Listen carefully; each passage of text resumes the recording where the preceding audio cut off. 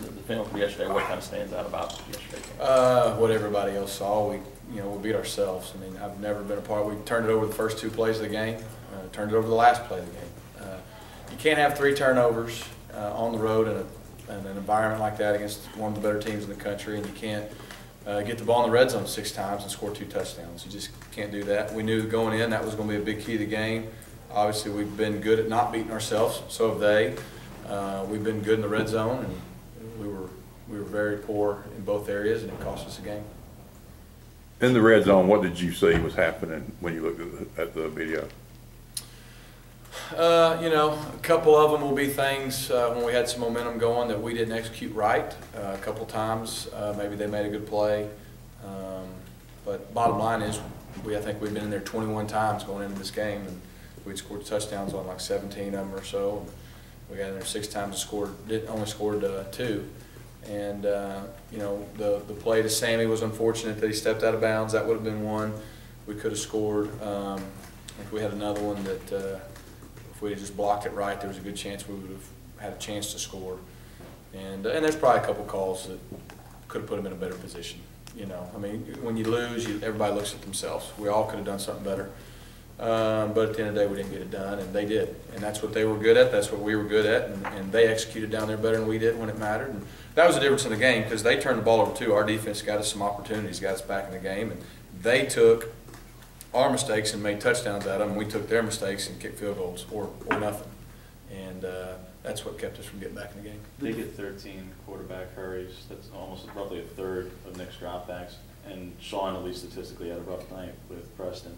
How much of those hurries was on Nick and looking to go on the field, and run things, and how much was just the line not doing enough to? We got to do a better job up front. I mean, and they did. They had 13 hurries, and credit to them, they did a really good job. We knew they had a strong front that was good at not necessarily running around you, but pushing guys back into them, and they did that. And obviously, it affected a few throws. They knocked one down the first play of the game for an interception. It affected a couple, the last play of the game, he got his arm hit and the ball's intercepted. So, and it probably affected a few throws that he did throw. So, I know they didn't sack us as much, but they did put the pressure and they did make the lanes tight, and maybe a couple times we had to throw the ball earlier than we want. But it's a total group effort. On those tip passes, not just yesterday, but it's been an issue at different games this season. Are there things that you can do, especially with this off week with Nick? Yeah. Is there, or because you're in the shotgun all the time, does it make it harder to do those longer drops? Could you even think about like a 7-step is just not even a possibility? Well, you convert drops when you're in the shotgun. So, in the gun, most everything's a 1-step or a 3-step or maybe a 3-step with a hitch. Well, that would be the same as a 3-step, a 5-step or so. I mean, you can take a 5-step in the gun, and that's kind of like a 7-step. From drops to protections and cutting and all those things, there's different things you can do. Sometimes a quarterback's got to throw through lanes depending on the kind of concept. Other times they got to get the ball and throw it on time. And obviously Kansas State, and then last night it's been an issue more than it has been. And so that's something that with this week off I'm definitely going to take a look at. Is there something we can do to help prevent that from happening, or is it more just 2 exceptions? But we've got to cure that, because it's responsible for 2 of his 3 interceptions. What's the thought process on Rock? I mean, using him early in the game and then not really going back to him so much. Well, I think our plan was to play him more, and we had specific plays for him. Some we got him in there and we had to get out of. Others we were able to run. And of course, then he made some really good runs. I think he showed. We feel like he's getting to where he's ready.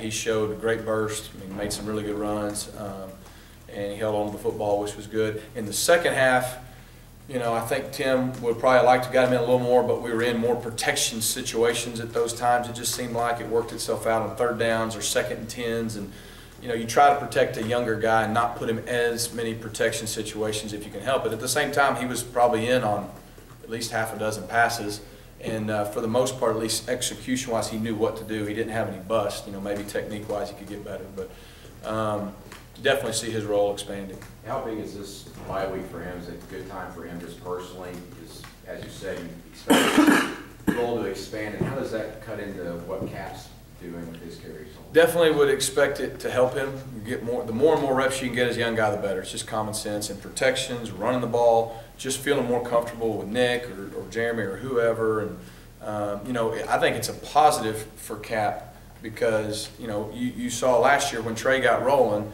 Cap was a great compliment to him. I mean, he still rushed for over 600 yards. Corey had his stuff. It'd be the same way, just in a little bit reverse maybe. If Cap can now not only get a blow at times, but the change of pace helps. They're a little different style backs, and so I think that could be a positive for both of them. They could help feed off each other. How about Corey? I think he's had 5 carries the last 2 games. Just the one. How's that role going to develop going forward? You know, with Corey, he's like a lightning rod. He gets in the game, and everybody knows how explosive he is. Defenses have almost specific plans when they see 20 on the field. They know, bam, they're going to do certain things. And so, you know, we got to get creative and find ways to get him touches because still, you're right, his touches the last few games have been down. Although when he got it, he still made plays with it. So it's a good problem, we feel like, with those guys. But, you know, we've got to do a good job of managing it, making sure that we're getting them the touches when they need it and the right kind of touches. What's your plan for the tight end H-back position, specifically of Braden Smith and Cameron Toney possibly? Yeah, you know, we've spread it out more the last 2 weeks a little bit. You know, we've still got CJ and Brandon capable of doing that. Brandon's a little more locked in. CJ's a little more versatile. And then we just felt like in more of some short yardage packages last game, you know, Braden's, he can get movement, as Coach Grimes was saying, on a fire hydrant. I mean, he can really drive a guy if he gets his pad set on him. And so we felt like it was good to incorporate him in a third down package. And, you know, we'll look at that more this week and see, does that role expand? How does it expand? But when he was in there, I thought he did really well. What did you see out of Nick? Sammy said he thought he had a phenomenal game. Do what now? Sammy said he thought Nick had a phenomenal game. What'd you see out of him? I don't think he had a phenomenal game. I don't think he played bad. You know, he still accounted for over 300 yards and some touchdowns. You know, he's definitely got a few he'd like to have back. He also made some really good throws. And like I said, we got to be better around him. Some things he could have definitely done better. You know, the 2 drives that stand out for me were, it was 28-20 in the third quarter.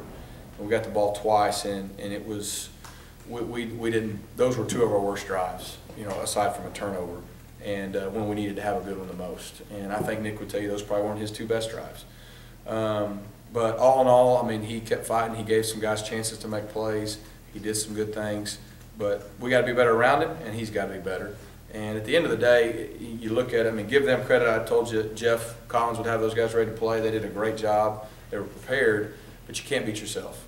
And you got to not beat yourself before you can worry about winning. And we did about everything you could do to lose that game. Right, not to make it about one play early in the game, but at 21-0, 3rd and 5, 3rd and goal from the 5, you guys call timeout, and then you run a play on reverse with CJ. Yeah. What was the thinking on that play?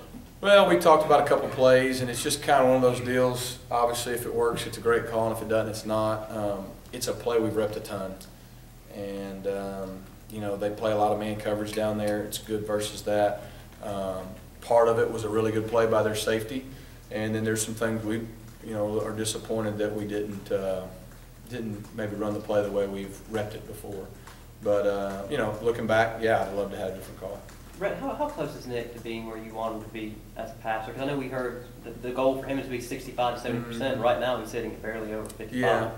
Yeah, I think there's 2 things. I think he's got to be better, especially the shorter passes. I mean, that's where he's not doing as well. He's actually better throwing it down the field right now. You know, some of those high percentage completion balls got to be completed. And at the same time, we got to limit our drops. And I think it goes both ways. And, you know, for the most part, though, I think going into the game, his efficiency rating was pretty good. And, you know, that's at the end of the day. And I gave that percentage, and I probably shouldn't have. Although I mean, that was pretty lofty and it's ideal because he was right around almost 60 last year. But things are changing. We're figuring it out. And, you know, with the personnel we have, and we got different guys he's throwing to, and it may not be as much about the percentage of completions as it is the efficiency. And as long as we're throwing touchdowns, not interceptions, maybe getting chunk yardages and making the throws on, you know, when we need them, then that'll probably be good enough. So I don't know where his completion percentage will end up, but overall he's getting better. There's still a handful of plays that I really wish he'd have done something different the other night, as does he. But you can say that at every position. Is there an acceptable, I'm sorry, go ahead, Jay. is there an acceptable number of bad balls? I mean, it just happens in football. I know that, but it seems like Nick's getting a lot more of those here lately. Bad balls? Batted balls. Like Batted balls. Yes. No, it's tough. You know, I mean, Nick's not tall, but he's not short. He's 6'1.5", I mean, or so. But, you know, like I said, what we had? We had the one first of the game last night. His arm got hit on the last interception. You know, I think it may have, some guys in the lanes may have affected a few. There's not a percentage that you want. I mean, you don't want any. And it's hard. If it's quick game or something that's a timing throw, I mean, as a quarterback, you got to be on time to get the ball out. And if you see, I mean, most of the time you're not going to see a guy jump up. And that's why, you know, Coach Grimes did some good things at Kansas State. We've done since. I'm cutting some guys that have helped him. If it's a deeper throw down the field like it was the other night, you know, if guys get pushed in your face, I mean, you know, you can't get that ball batted down. The digs, things running across that aren't timing throws, that's where a quarterback's got to find a lane. And he's got to do a good job of throwing through an alley or throwing through a lane and not getting the ball knocked down. Those are things he can control. But a quick game and timing throw, it's tough to ask a quarterback to do anything other than throw on time, because if so, then he's going to be timid and not accurate on his other ones. So it's probably a bunch of things. You know, he could maybe find some lanes on some things. We could probably do a better job not getting pressure in those areas, and then maybe even there's some things we can look at this week that'll help. But obviously this year it's been more of an issue than last year. He's not really grown any, so we just got to kind of really investigate that this week. Gus talked the other night about coming up with a plan for the second half of the season, evaluating. Just can you talk about that process and kind of how that works? Yeah, you know, we've got 2 weeks, and you know, we're halfway through the season, and it allows us to slow down really tonight, tomorrow, and maybe even some on Tuesday, and really look at ourselves, look at what we've done good, what we've done bad, why, personnel, all those things, and try to say, okay, with what we have and the way our team's kind of forming and becoming, here's the direction we need to really try to focus on to get the most out of what we have to give us the best chance to win and be successful each week. So it just gives us a chance to slow down and focus on us a little bit more than we have to go right into a next opponent, as you typically do. Now, obviously, we're glad we got extra time for South Carolina, but you know, normally by tonight you're into your next opponent, and you can't worry about yourself as much. We can try to clean some things up and maybe refocus some things more so than we could if we didn't have the off week. Was this more? Is it this more about that this week than it was in the first open date, since you've had more? Larger sample size. Yeah, there's a bigger sample size. We have a better idea. I mean, 6 games in, we should know our guys, know what they do well, know what they don't do well, know what they need to improve on that they can, know maybe what we need to do differently to give our guys a better chance and put them in a better situation. So there's no question the timing of this is better than it was just 2 games in. Devontae Dance, has he done enough now to keep that starting job, or is that going to be determined? Well, he's done well in his time in the game. I mean, he's played good enough for us to win. Been proud of him. We'll look at everything. We'll evaluate everything. It just gives us a chance to, like I say, step back, take a big picture view of everything, and then just see what all changes, whether it's personnel, whether it's, you know, tweaks in scheme, whether it's whatnot need to be made. But been pleased with Devontae overall. Ray, I wanted to ask you about the offensive line a bit more. It seemed just, especially in that first half, Preston Smith just kind of had a free reign. I mean, he blew past a few people. Sometimes he came unblocked completely. What happened there? Was that just some mismatches on the line? He just beat us some. You know, I don't know if I'd say mismatch, because I'd like to think the guy we had on him is good enough to block him. But he got the better of us a couple times, and it showed. You know, we had early in that first real drive that we weren't turning the ball over. We had a holding call because he just beat us off the edge a couple times. He was able to affect with pressure.